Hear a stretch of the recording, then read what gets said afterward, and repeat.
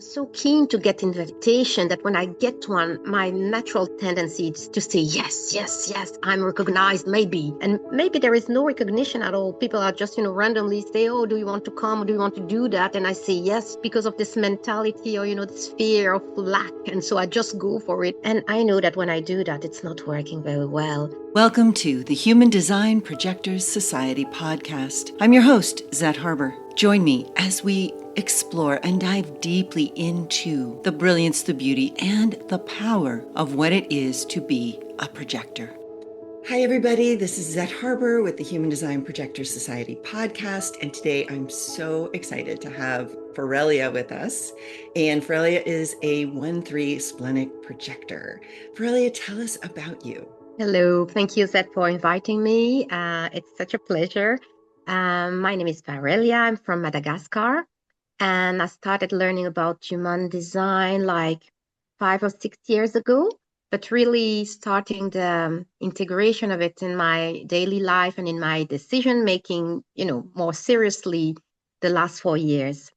Yes, so I've been working a lot in the humanitarian, and it was a bit of a drain because of the intensity of that. And now I'm just doing yoga and giving yoga class in my little yoga center in Madagascar. So it's a bit more aligned. Yeah. How lovely. Yes, that is exciting. I mean, I can imagine your splenic authority, that intuitive wisdom, very somatic, very much about the body, right? And so how lovely. Congrats on that. Welcome. I'm so happy for you. So I am going to bring up your chart just to recap for anyone who might be new to human design, who's listening to this. As a type, you are considered a projector because you do not have your sacral center defined, and no motor is connected to the throat, either directly or indirectly. So you do have one motor defined, which is the ego center, also called the will or the heart center. Yet we can see that does not connect to to your throat in any way on a consistent and regular basis. You do have something, this is pointing toward it.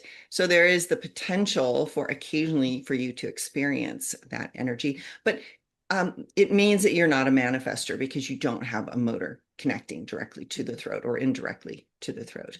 So the other thing is, because you have two centers defined, you are not a reflector, right? Because reflectors have no centers defined. So as a projector, this combination of design elements, like the lack of the sacral definition, the lack of the motor being able to get to the throat on a consistent, regular basis, creates the projector aura, which is often, is described as very focused and very absorbing. And I've even, heard the word probing used. It's an aura that can, without trying, get into the energy field of the other person, even into sort of the energy field, their biological energy field, so into their body. And we don't just sense them, we ingest them. We really do take them into ourselves in a way that's very unique among the 4 types. And with that, as you know, strategy is waiting for recognition and invitation. I do like to expand that a little more. It's waiting for the correct recognition and invitation, right? And that this strategy kind of points to our superpower, but doesn't quite get to it, which is we are the ones who can recognize whether the other person is genuinely recognizing us correctly. We talk about whether we are recognized, when in fact, it's our gift for recognition of whether that recognition coming at us is correct for us. That's what is our most, just the most powerful gift we have. And it lets us know whether it's correct to even consider the invitation that follows that recognition. And once we've accepted the invitation, if we have found it to be correct, we have the ability and honestly the responsibility to continually check in and see, is this recognition still correct? Is this invitation still correct? Because all invitations are time bound. All invitations can change. they can become less correct over time. And if, as I did for so many decades, I figured, got the first invitation, said yes, that meant it was there forever, right? Yeah. I said I'd do it. But to learn that as projectors, we have the right to continually sense into the recognition and the invitation. Yeah. Yeah. So Yeah, tell yeah, me, so yeah, true. I'd love to hear any thoughts that come up for you about that. Yeah, actually, I'm so keen to get invitation that when I get one, my natural tendency is to say yes, yes, yes, I'm recognized, maybe. And maybe there is no recognition at all. People are just, randomly say, "Oh, do you want to come? Do you want to do that?" And I say yes because of this mentality or this fear of lack, and so I just go for it. And I know that when I do that, it's not working very well, and the bitter and the relation can also suffer, the professional or romantic or friendly friendship, whatever it is. So yeah, I learned it the hard way. Yeah, you are so right that it is suddenly things just start to taste bitter, right? Mm, And I think often, even online or originally, even I think in this software, it just said wait for the invitation. So everybody's trying to get us to pay attention to, are we being invited? Are we being invited? Well, that, as you're describing, that's not the point. Because honestly, we get invited all the time, right? mm, Especially because with a motor being defined, you are what's considered an energy projector. And energy projectors do have a little bit of a vulnerability in that people sense your energy and go, oh, let's just pull her in. She can fill that in. They don't check to see if it's actually like what your gifts are. It's yeah. like, yeah. And and also I think because generators, they're the majority of the type on the planet, like 67% right now, apparently. Um, and they have that very open, enveloping aura, right? So everything just kind of comes in, they're just open to everything and they envelop everything. But when they are in the presence of a projector, for the first time, maybe they actually feel like, whoa, this person sees me. And so that quality of being a projector alone, I think, creates a lot of Mm, invitations yeah. because it's lovely, right? But as you've described, it can actually harm the relationship in the end if we as projectors aren't a little more nuanced and delicate about these invitations, right? And yet, because invitations are the most fun Yeah. for projectors, we're like, yes. Yeah, they can be really hard to resist because they Mm-mm. light up your life, right? Yes. Yes. Yeah. Yeah. And the spleen, but we're not there yet, but the spleen is also changing. So maybe the invitation is a yes at 10 and at 11 I don't, I can't keep up with that anymore. So That's such a great point. I'm so glad you bring that up because, yeah, uniquely as a splenic projector, your wisdom tells you moment by moment. And it's, you know, the way I've learned, and I'd love to get your experience on this, but it's telling you, is this safe and healthy for me right this second? Right. And that, as you say, an hour later, your splenic is going, yeah, not safe and healthy anymore. We need to stop. yes, yes, yes. It happened a lot and on a long-term project it can be it can be a bit of an issue. Oh, yes. And, this is a really, I just in looking at the two centers you have defined, that it's extremely unique and interesting to me that the splenic authority, which is so just sort of like letting life kind of find it and speak to it. And it speaks to you in Mm, this very light, maybe even a whisper. Or I've often wondered it, because in my imagination, I imagine it might feel like, just the wind moving some leaves in the tree is like how gentle the message must come. But then in your case, the fact that it is connected to the ego center, which is the center of willpower, right? yeah. And it's such a powerful motor. Even, it's it's very misleading, the size of the image, the size of the center on the body graph. It looks tiny, but it's one of those tiny but mighty, it's got Mm-mm. all the power packed into a smaller space, say, than the solar plexus, at least visually. So there's a lot of intensity in the ego center combined with this gentle, very subtle intuition and voice that Mm. just speaks quietly. So tell us a little bit about your experience of those two parts of you that in some ways one would wonder how can they live together? Right? Oh, actually, I can say that I'm quite, when I decide to do something, I have a project, even where in my previous career where it was much more like, time bounded and with clear objective and target to meet. And I was, supervising a lot of people. I had a lot of direct reports and a lot of money to spend by the end of the year. And yeah, I had this intuition of, okay, we use this, we start with this and we'll do that. And also the intuition with the spleen talking with the different direct reports, like you be better doing this and you on this, what do you think? And just feeling to things and people. So it was working quite well somehow.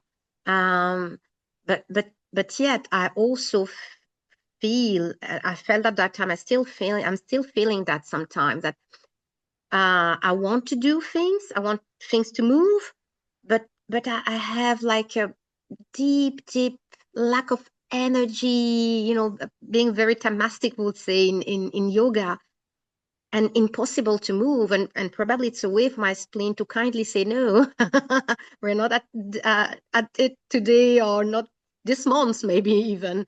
And yeah, it can make things complicated because my mind will just go and say, no, this is fear, this is doubt, no, we just move on. Keep going. But I don't have the energy at that time to do it, even though the wheel is an energy, a motor. It's not working when my spleen say no.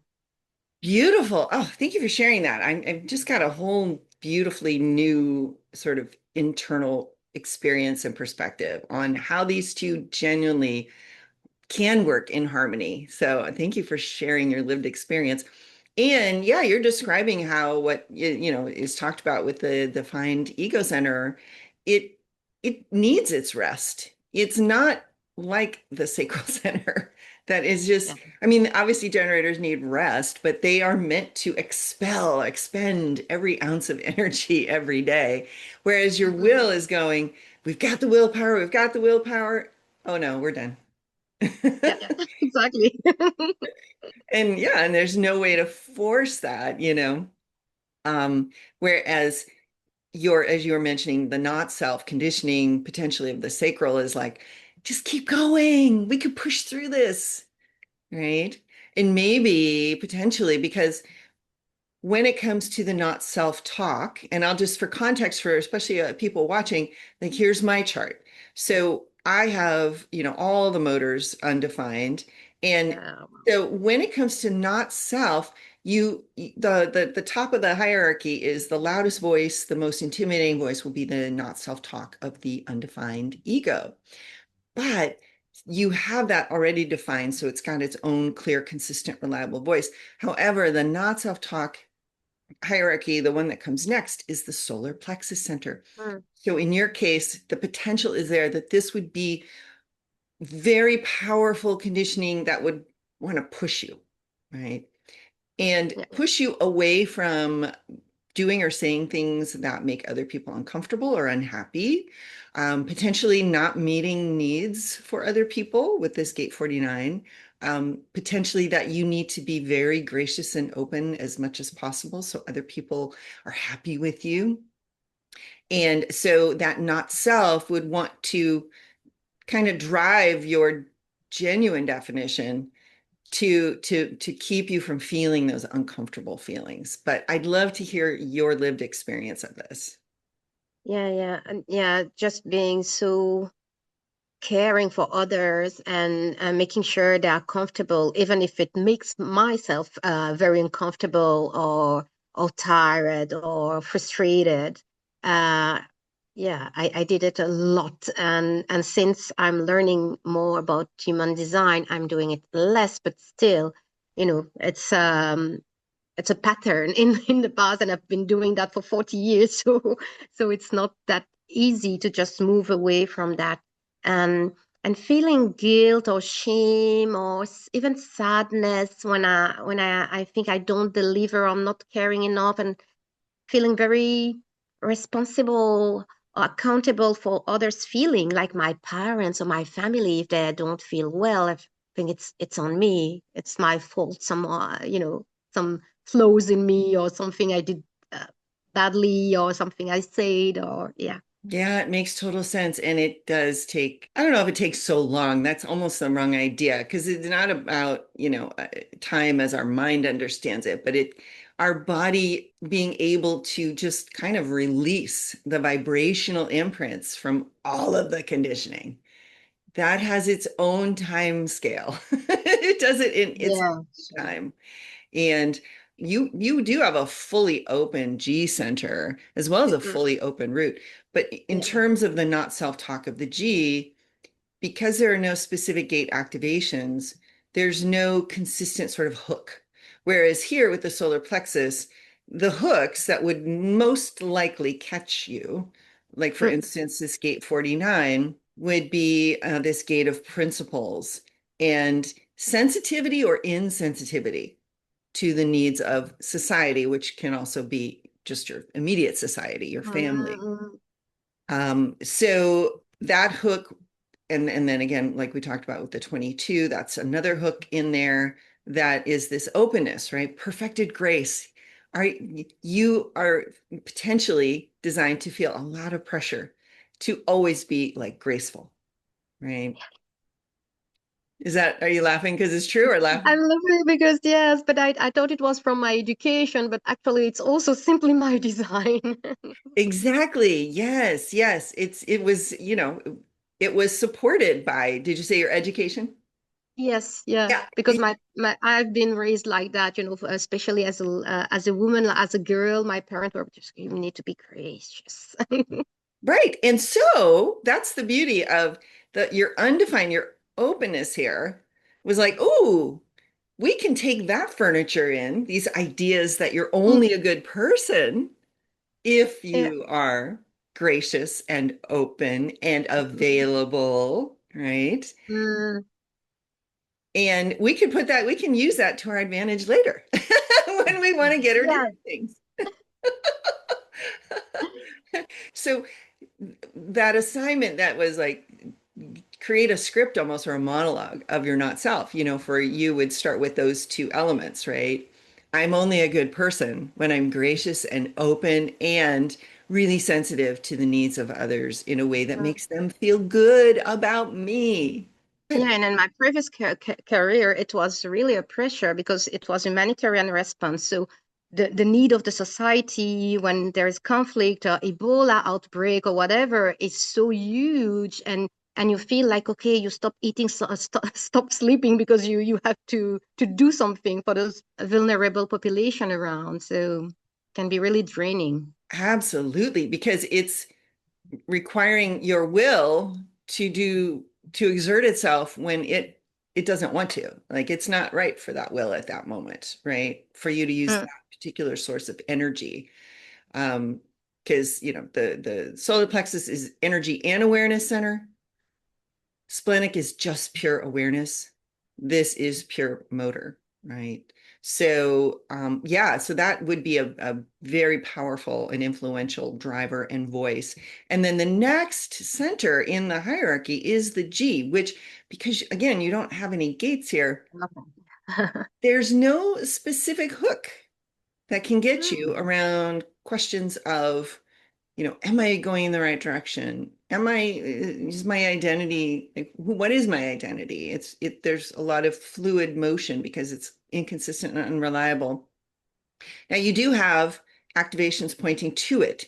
So frequently, probably, experience somebody or the transits with gate 15, which could give you a sense of almost direction about where to put your energy, right? This sacral energy. You've also got gate 8 and 33 pointing toward it. And really, because there's two activations in all of these gates, it's quite a good, strong energy potential for you to sometimes feel like, oh, I can be an inspiring creative role model and express, what I Mm, see about the self and identity and self-love and connection to higher source and love for others and the world. Or maybe I can have an experience where I can help people make sense of and find meaning in the stories and memories they have in a way that helps them with their identity and direction and maybe gives you some clarity on your identity and direction. mm, mm. But again, that's very inconsistent and reliable. It comes and goes, and there's no specific hook. So I'm wondering what shows up for you when you think about that. Yeah, actually, because of the readings I got, the report I got on this kind of lack of definition of identity of me, and I was just like, I've never even thought about it. Um, but people, especially my friends and people quite intimate, say that when I'm in different group, such a different person. And they have nothing, all my friends have nothing in common except from me, actually.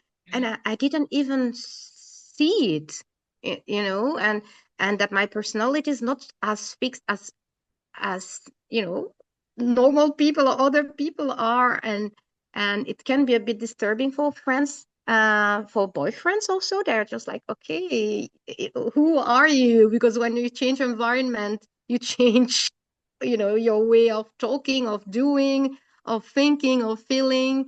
But it was never an issue for me. I always felt good with that. Yeah. Yeah, I love how you're describing that because your chart really affirms everything you're saying. That the environment, because when you have an undefined G, the environment really is everything. When you're in the right environment, you're with the right people. But you have no specific, like I said, sort of this hook that's going to make you Mm, feel like there's something wrong with the environment you're in or your identity in that environment. And also with a defined ego, it's another type of identity, right? mm, The ego is who the world sees us as and who we kind of see ourselves in the world as, whereas the G is sort of that, self with a capital S kind of identity and just sort of this truth of who you are. And so you have the ultimate freedom and flexibility because you have no mm, gates to experience yourself in different environments in with different identities and moving in different directions. So I really liked hearing you describe that it's never bothered you, right? You've seen it no. bother other people because they don't get it. They may have it's quite likely they're going to have a defined G, right? Because opposites attract. It's normal and natural. Um, but yeah, it makes sense that other people would be like, I don't get that. How do you do that? Right? Mm. Yeah. But that's nice. I'm happy to hear how you see it, like a gift and some freedom, because I'm still doing that, seeing all this emptiness like a bit of a flow, or maybe something quite negative, or like empty, like in empty, not full, not complete. Absolutely. In a way, I mean, just visually, the way the body graph is designed kind of does that. You know what I mean? Because we've all been conditioned to think, colored in, that must be good, and empty, that's not, like, we should be coloring that in. Like one of my first human design clients saw her chart and she's like, well, should I be trying to get the other things colored in? Right? Like it's a natural human thought about something that's not colored in. One of the images I love to, for myself and to share is the idea that, this body graph is just think of it as like a map of a piece of property. And when we're Mm, born, when we incarnate, we all get the same size piece of property, and it all has the same sort of spaces on it and the same like pathways and channels. So we all get this very same thing, but some of us, like just to, again, for contrast, particularly for anyone watching, some of us, right? We've got different things colored in and different things open. I mhm, like to think of the things that are colored in as where you were given a building when you were born on this property. And like this whole channel is a covered walkway. And this is Mm, another building, right? And so these two buildings are connected and there's covered walkway. And then these are like, obviously half covered, right? You could walk out, but then, but then imagine that the openness, everything that's white is just sort of like open spaces, like a meadow or mountains or a mm, lake or a river, right? This is picture beautiful open spaces that are untouched, no buildings, potentially a little bit of a cover there, a little bit, right? mm, And so, yeah, so that's why they describe all of the whiteness has the potential for wisdom. And I like to think of these natural spaces as, they just blossom and bloom with beauty, where mm, these are contained, these houses. And that's not good or mm, bad, but it just means there's not going to be any like blooming here. Right? mm, You're not going to suddenly discover a meadow full of wildflowers, right? But at the same time, when the thunder and lightning come, these structures are fine. The water doesn't get in. The lightning can't really strike what's inside. But guess what? Lightning can strike all this openness, right? When it rains, it's going to get wet, sometimes mm, soaked, right? And so the exposure to the elements is what makes it so seem and feel vulnerable, but it is also why the potential for that blossoming is there through this openness. mm. I like this.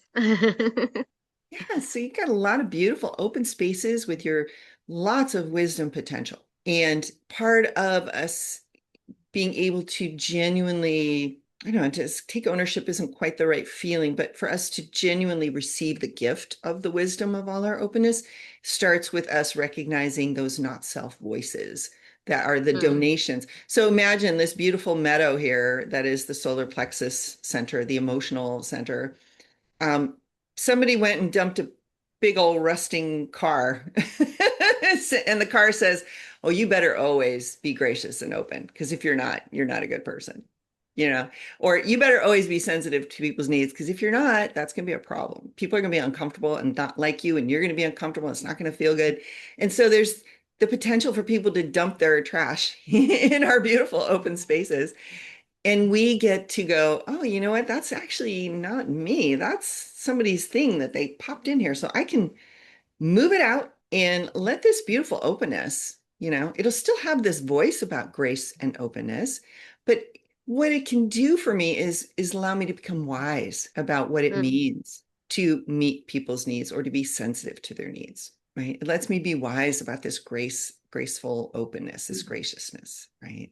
So tell me anything that lands there for you or how it feels. No, it feels really good, and this idea of seeing like really like a map, like a Google map with places empties and just free, and you can do whatever with that, and soak in and create something new. I really love the idea, but something also inside of me is just like yes, but it's so open that you can take in a lot, and how you can decondition all that, and how you can discriminate your own voice, your own emptiness, and the conditioning. It's something I'm still in a learning process. I'm not sure. Sometimes it's just like, is it my true nature, my design, or is there some conditioning inside of this? And I'm not sure for all the white spaces. Oh yeah, you're describing it so beautifully. It is that particular sort of tension of opposites, right? It's like, okay, this is beautiful potential for wisdom, but it's also legit forces that can drive me to be someone I'm really not here to be, right? And to behave in ways that don't feel good to me and potentially don't even feel good to, others or get me the results I want. And so I do feel pulled to point out that your personality moon in gate 63 is the gate of doubt. And so the moon, I like to describe, is same as the moon moves the ocean, right, to create the tides. To me, these gates within us that are activated by the moon, they are moving our inner oceans and creating these tidal Mm, forces that can be very powerful. So it would be completely normal and natural for you to immediately move to some kind of doubt that needs to be rooted in logic. Like, come on now, we can create some kind of an order here, a logical formula, right? mm, That's going to get rid of suspicions and doubt, right? And so it would be normal for you to want to seek something logical that's going Yeah. to, yeah, help you with your doubts. I'm doubting everything, even myself sometimes, I don't remember someone asking me, did you take this thing? And I knew I haven't. And I was just like, am I, have I? And I was just like, just stop being ridiculous. You didn't. So just say no. But again, if you recognize, and again, you've got gate 63 also activated by your design Mercury. So this is unconsciously related to like voice and communication. Mercury is that archetype. And so look here, even here with the 63, it's pressure to explore doubt in detail. Mm, So there is mm, pressure here with this fourth line label called memory. So there is this idea that, oh, wait, maybe I should doubt my own memory, right? Which yeah, makes total sense, right? yeah, And no. and this one with its line 6, nostalgia, is also kind of like looking back. Should I keep this doubt about whether I did that or should I let that go? I don't know because I don't have a logical formula. Because gate 4 is where the logical formulas are going to come. And so without that activation, you're just left with your doubts, right? Mhm. Yeah. Yeah, yes. And I've been searching, and I've been a kind of seeker all my life since really early childhood. When I was 10, I was already asking my parents, can I do yoga and meditation? And at that time, it was not that, easy to have yoga or meditation for young kids in the 90s. And because I was trying to find a system explaining the world, explaining how things are, you know, that the system wasn't, something logical. And that's why I also love human design. It makes a lot of sense. It's quite logic. It's Cartesian. It's clear. Absolutely. There is a map. There are, elements of it. We can learn about them. We can experiment with them. We can observe them. It does have a very logical foundation in the sense that it doesn't change, one month to the next, right? What Mm-mm. 63.6 means is what it always is sort of meaning, right? We can use different words, but essentially there are very powerful tidal forces in you that will give you sort of the focus and the drive to always go, let me think about that doubt. And that's normal and natural for you. And, I think you were expressing earlier. So, how do you balance the fact that, okay, that is a part of my design? Like, that's legit a part of me. But how do I not have it drive the bus, Yeah, basically? yeah, Right. exactly. Mm-mm. And for you, the part of you that drives the bus is this gentle, intuitive, instinctual splenic awareness, which interestingly, if you look just where the little blue rectangles are highlighting all the gate activations, first of all, Mm-mm. I find it so fascinating that all three of those gates are the same on the conscious and unconscious side as far as Yeah.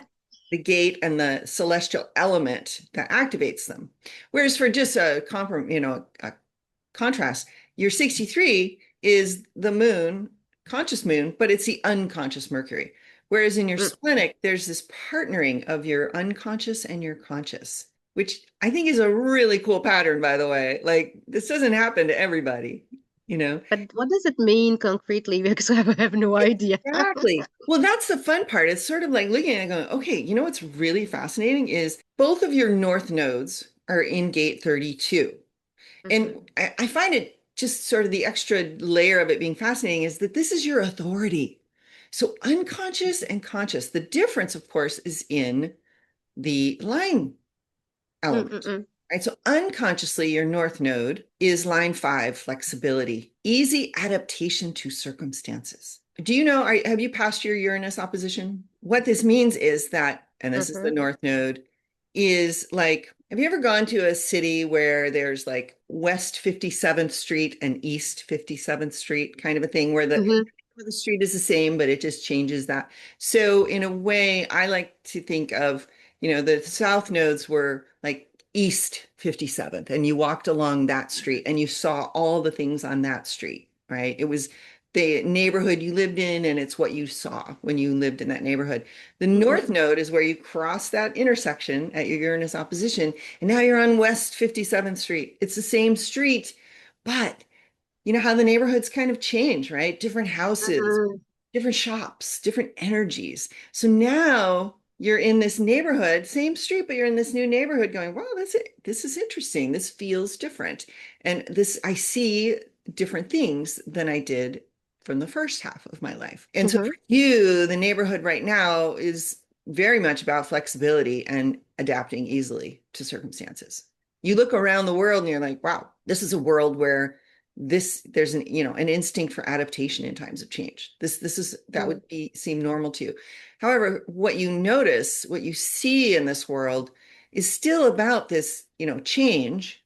But again, line three is looking around going, yeah, but there isn't a lot of continuity here. Mm-mm. There's a lot of indecision in times of transformation. And boy, I look around and there's a lot of instinct in times of transformation. I'm just curious if your body has anything to say about this neighborhood that you are experiencing in this, what we consider the second half of life, that is very much about, you live in a world that is about change. And Ah. what the Mm. world you live in says, hey, it's easy to adapt. Just adapt. Whereas what you're seeing is, yeah, there isn't a lot of adaptation here. There's kind of a lack of like keeping things going, and there's a lot of indecision, and there's a lack of instinct. Yeah, it's interesting because that's just before the COVID. I decided to take a break, and I asked for a break in service at the beginning, and finally I just resigned. But and it was in time of COVID. I really felt this urge to change and to reflect on this first part of my life and see how I can be more aligned. And that's how I never came back and do what I do right now. So there was this feeling of continuity, discontinuity, and trying to find something, like a kind of routine or the place here here is called Home Sweet Home, with the Om like in Sanskrit. And because I wanted to find this continuity, stability, and foundation, and it's not working. Yeah, I mean, the place is working, but it's not really nurturing me with stability at all. I have a lot of little thing, and it's a tropical country. I'm in a little island, so I have to adapt nonstop, and it's been a bit draining actually. And so I'm trying to find continuity and stability in chaos somehow. Yeah, So I don't know if it's more like the environment and my personal choice, or really in line with this mechanics of mine. Yeah. absolutely. We can't help the neighborhoods we've been designed to live in. We can't change that, right? We can only do our best to follow our correct strategy and authority Mm-mm. to live in this neighborhood. But what can be incredibly important, and this is what I love actually about being a projector, is we're not energy types. We're not Mm. non-energy types, although we're described as that. We are awareness types. Mm. Our awareness makes all the difference. I mean, I think that's true for all humans, but I think as projectors, like, ooh, this is great. I love being aware. Awareness is my thing, So Yes. if you can bring with you awareness that, you know what, the neighborhood you think you are living in, which is this lack of continuity and this sort of like maybe even pressure from your Yes. neighborhood to like, hey, adapt, adapt, adapt. Come on. It's got to be easy. Come on, everyone can do it. Yeah. Really pressure. Yes. Yeah, because fifth line is it's about universalizing, right? So it's like, everyone can do it. Come on, this is gonna be right. And what you're noticing a lot is this isn't flowing. There isn't continuity. It's not supporting transformation the way that I envisioned, right? What you Mm-mm. can simply take with you is the awareness that it's real. What you're Mm. noticing, it's real. It's legit. You're not here to change the neighborhood you live in, Mm. right? You're not here to fight against that and say, geez, I wish these people would have a little more instinct. Or I wish I could feel like I had instinct in times of transformation. I wish I could rely on my instincts, like, come on, help me out here, right? Or when you feel indecision in times of transformation, It's like line 3 is all about learning through trial and error as well. Mm-mm. And you are a 1-3. I So am. yeah. That's my thing. Yeah. So you are quite aware of, at least in your body, your third line body is like, we get that. But your mind is a first line. And your mind is like, we need a foundation. Hold on. Where are the Yeah. details? Let's check it all out. Let me have some time to think of it. And meanwhile, 32, your neighborhood, what you're seeing is, come on, just try it out, test it out, experiment. Mm-mm. So what if you're indecisive? Whatever. So what this isn't saying is that being indecisive prevents transformation. It's just describing an experience of indecision in times of transformation. So Mm-mm. the potential there is my indecisiveness isn't going to affect whether things transform or not. Oh, okay. My lack of Yeah. instinct, maybe that's not a problem here. Mm-mm. Maybe I just get real quiet and let the splenic just tell me what's next. Yes. Yes. Yes. And you are a defined splenic, but your 32 is a hanging gate, right? Your 48 is a hanging gate. The one gate that has consistent, reliable energy is your 44, and it's Uranus, so it can be chaos. It can also be order. Mm-mm. And it can be your unusualness, what makes you unique in the world. So on the unconscious side, this 44, this alertness, right, which is you're meeting the ego of the world, the other, with your intuition. And it's saying here that the success of the interaction is based on not having preconditions. So how does one not have expectations of life? Almost impossible. But Yeah. the minute you sense that there is an expectation, you can go, okay, check. I got that expectation. Thank you. I'm going to put you over here. Because really, Mm. right, Yeah. I'm here to experience and have awareness about the instinctive recognition of patterns. Patterns are always logical, even though this isn't a logical channel. It's basically saying that this instinctive recognition of patterns leads to the possible manipulation of others. And I know that, the word manipulation can often feel very like dense with like judgment or criticism or value. We think, oh, manipulation, we should never do that. But in fact, as a yoga teacher, even you are I do that nonstop. We manipulate the energy, the breath, the movement. exactly. So we can let go of all value judgments of the word manipulation and just Mm-mm. see that, yeah, this is a gift you have for an instinctive recognition of patterns that really is going to support you in letting others experience life in a new way. And it's Mm-mm. line 5, so it's very universal, right? It's a leadership line. It's often line 5 is called the general, right? You're here to Oh. move everyone forward, and line 5 is practical, but it's also going to sometimes be seen as a savior and also could just as quickly be seen as the villain. Oh. Yeah. Yeah. Yeah. So this unconscious aspect of you, which is not only, a part of your defined authority or splenic authority, it is, the gate in your only defined channel. So it's very consistent, very reliable. And so when you see it in the conscious Uranus, it is line 1, which great. That's really harmonic for you, right? Really resonates with your first Mm-mm. line personality. So it's going to be like, oh yeah, this feels good. The establishment of frameworks as a result of interaction. I mean, you might as well just say the word yoga. I mean, it's so I can look at it and go, well, sure, yoga is an establishment of frameworks as a result of interaction, like with the body and the breath and the spirit and the mind, right? As you were describing. And Mm-mm. so an alertness to patterns that can lead to mastery of the collective.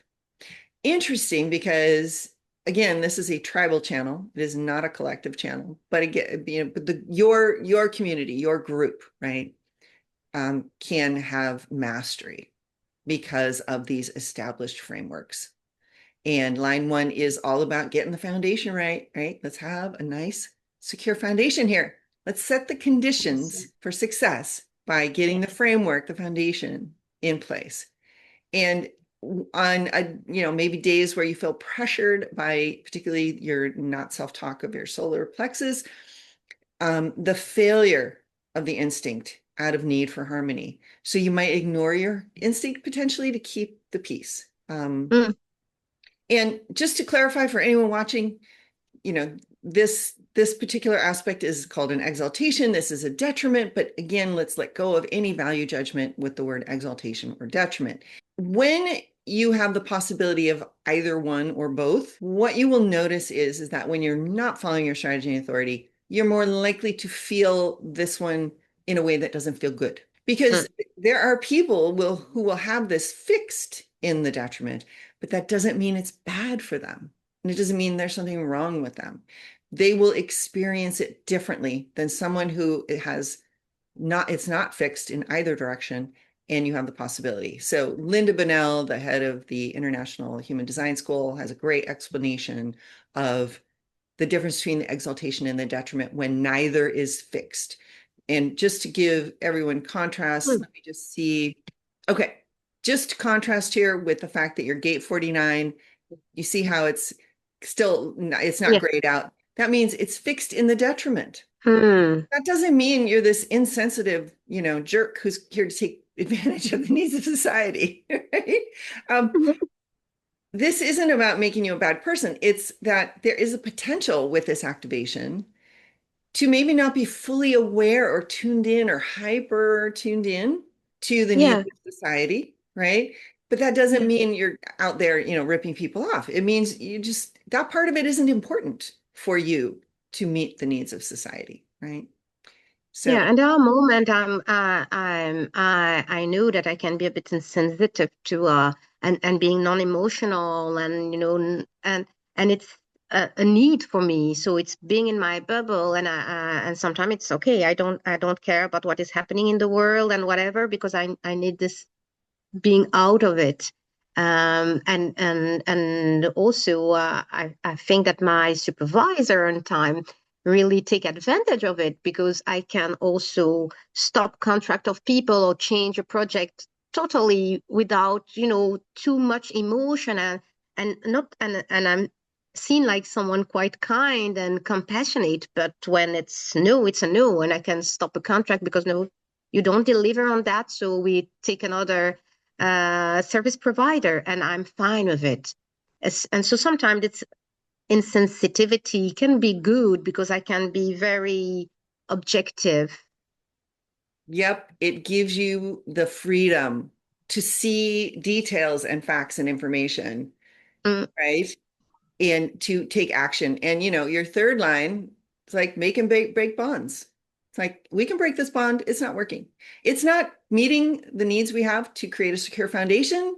Therefore, you got to go, right? And it's not cold-hearted or unkind. It's just this very objective, real. Yeah, it's not helping the foundation. It's not keeping us all safe. It's not making sure things are where they need to be. So we got to say goodbye.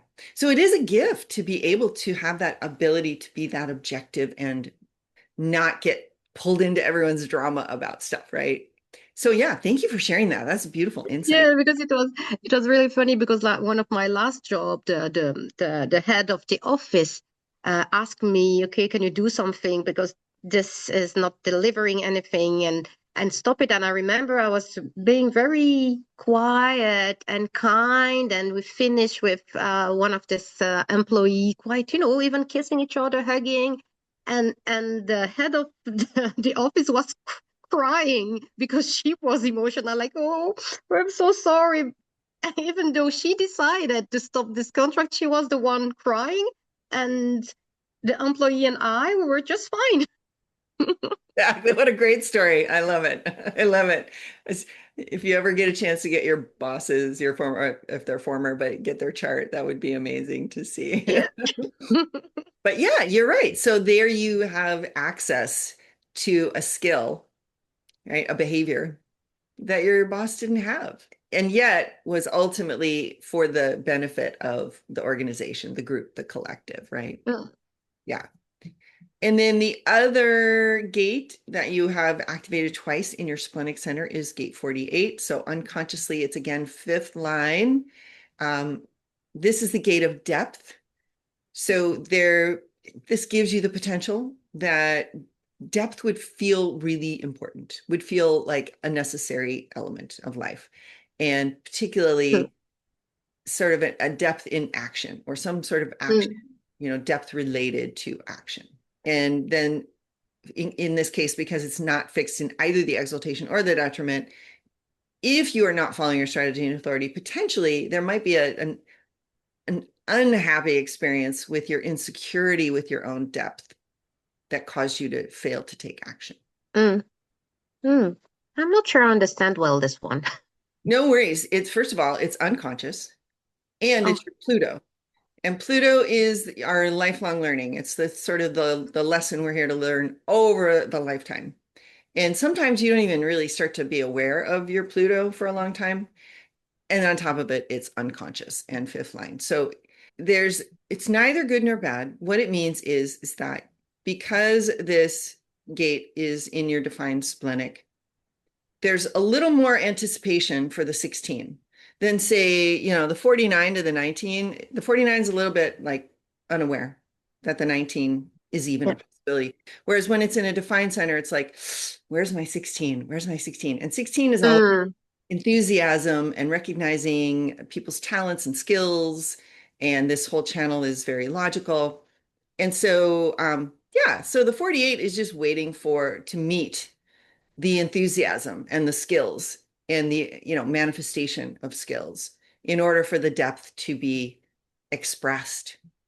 And that's why in this case, unconsciously with this very fifth line could bring some insecurity about your depth that makes you fail to take action sometimes if you're not feeling mm, really deeply connected to your splenic intuition.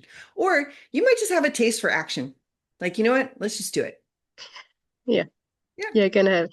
Yeah, and I can't see it, but people see me like a very even hyperactive, and I don't feel like taking action nonstop. And I was just like, me, really? I Oh, I don't love see that that. at all.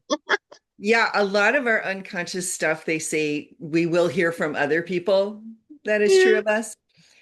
Eventually you can start to look. I think I've heard the analogy. It's like you'll never see it on the road in front of you, but you'll be able to see it in the rear view mirror, like Mm, look back and go, oh yeah, I did that. Whereas all this stuff is like right there. So let's check into your conscious Pluto then. Again, depth. It's this necessary and qualitative foundation, and it's a mm, prerequisite for the common good. Line 3, again, trial and errors. And again, because of your other third line in your profile, very resonant for you.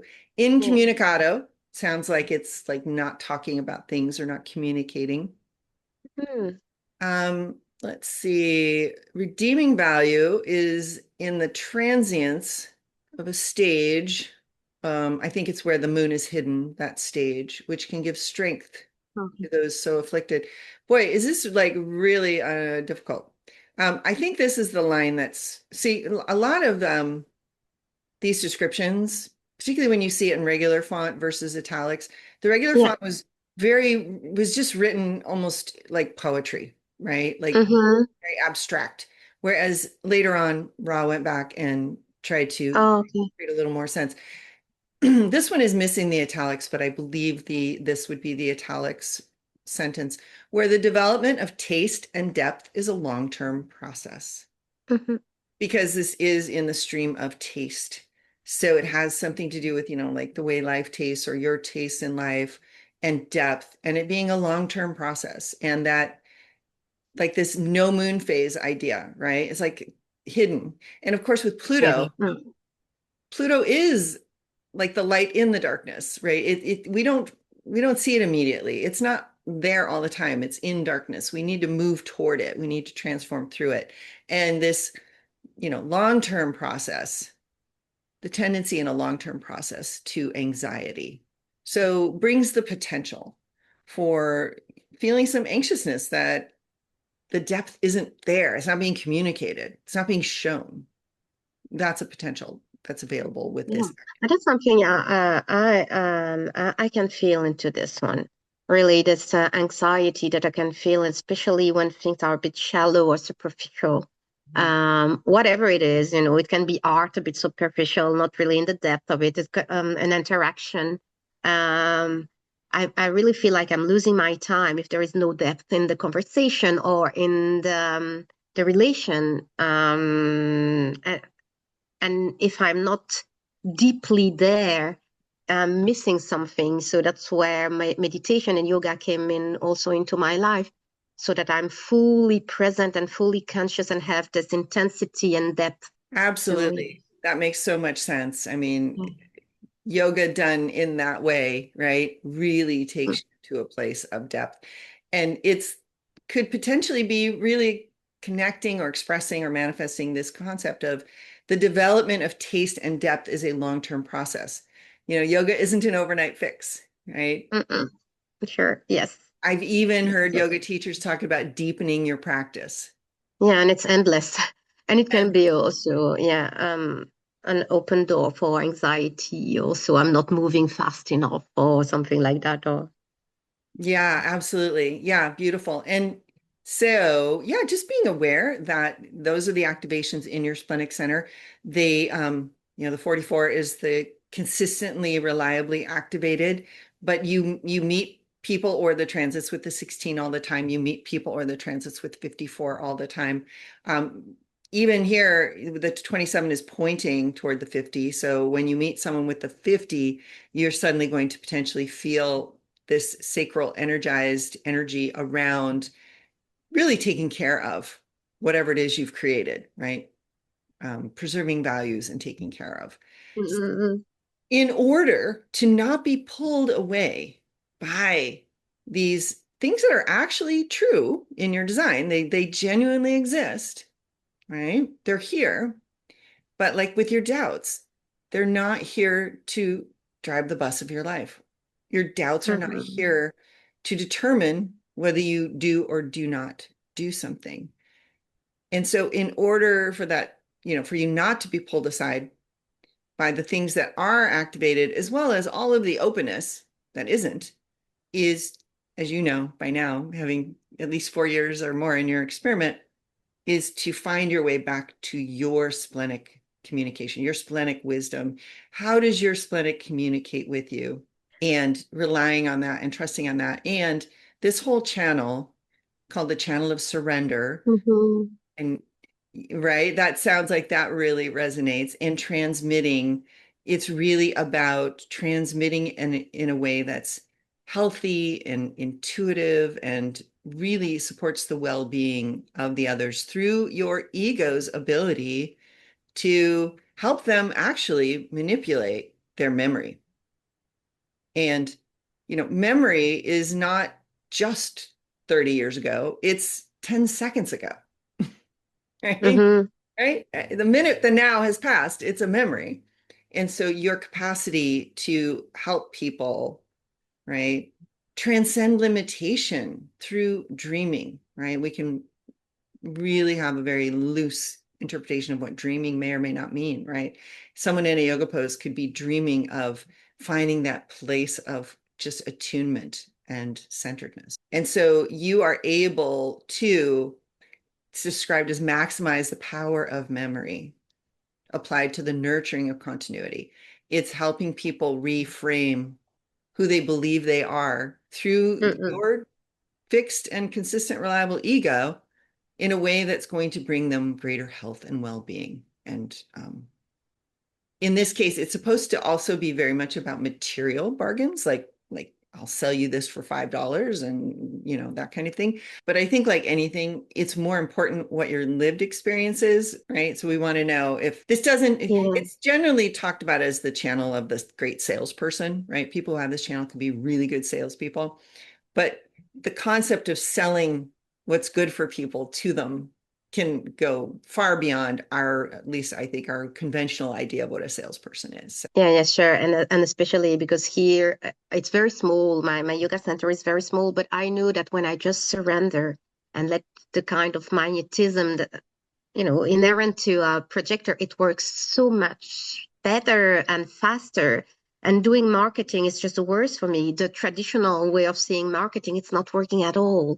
It's even a bit repulsive, I think. So I tried once and I was just like, okay, it's not working. But when I just surrender and I come really from an authentic place, like, okay, maybe it's a good match. Do you want to try? Do you want to travel and do a yoga retreat here? And not trying to have a hidden agenda, just being open. It works very well.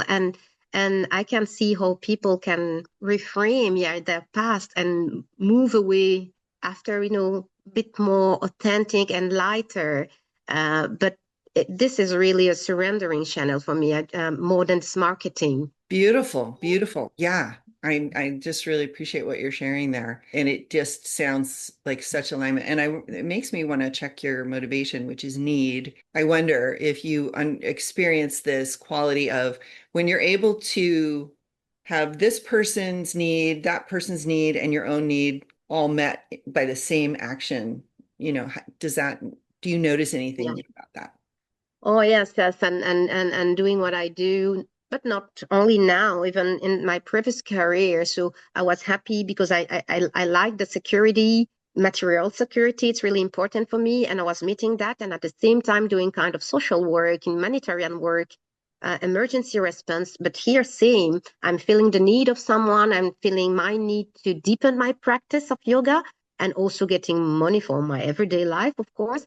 And those needs are blended together and helping each other.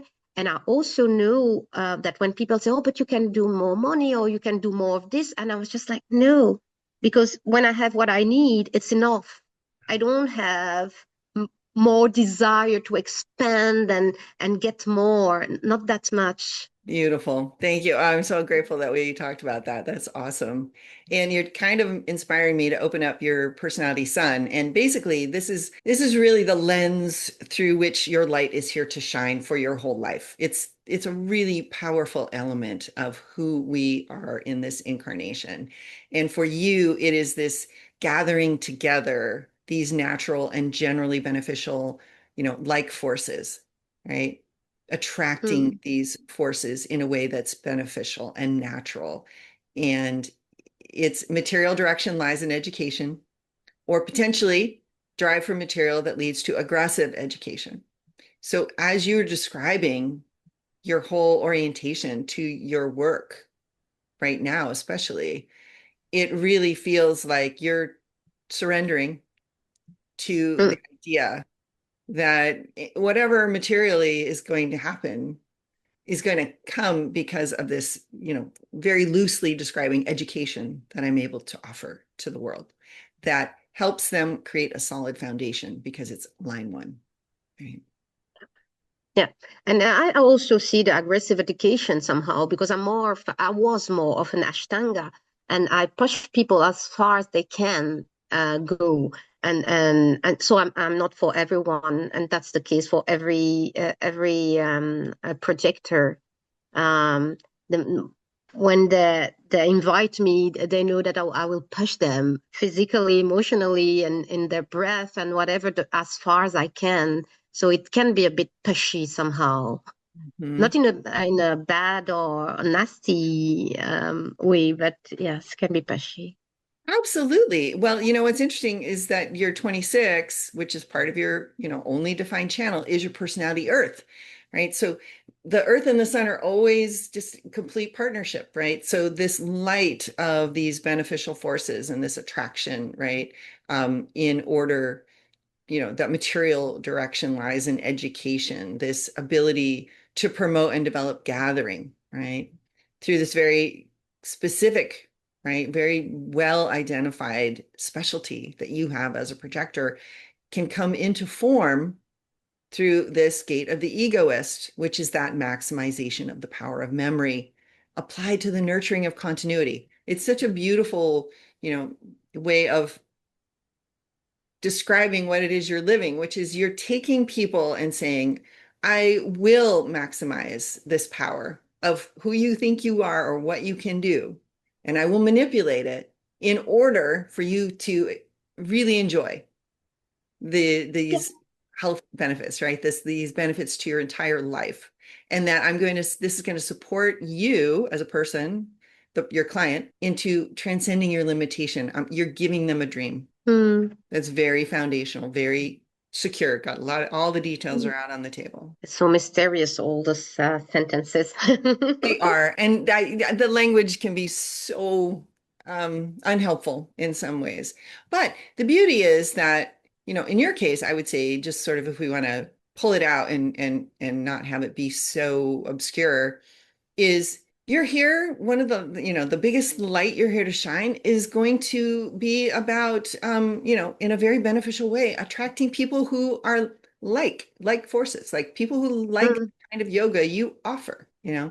because so you're designed to do that. You really don't have to do much other than be who you are for that light to shine. And I think maybe that might even lead back to when you said, that trying the marketing stuff wasn't working. Yeah, you don't Yeah. need that.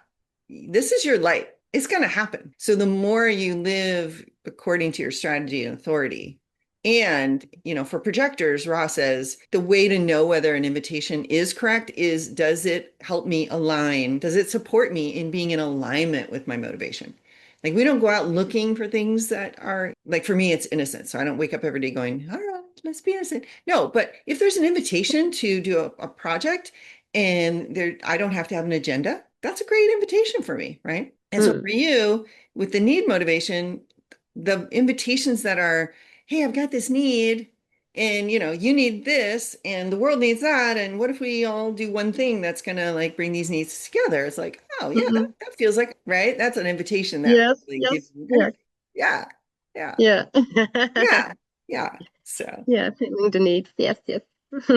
all right. Well, this has been so lovely. Yeah, thank you so much. We quite over time. I That's think me. I do it every time. I try so hard not to, but it just can't. It's like there's just too much to talk about. We've just barely peeled away the surface. I am so grateful. Shine new light. I had some readings already, but it's all, different people, different way to see things. And almost everything you said, it's totally new. It's no one told me like that since now. So thank you so, so much. Oh, you're so welcome. Yeah.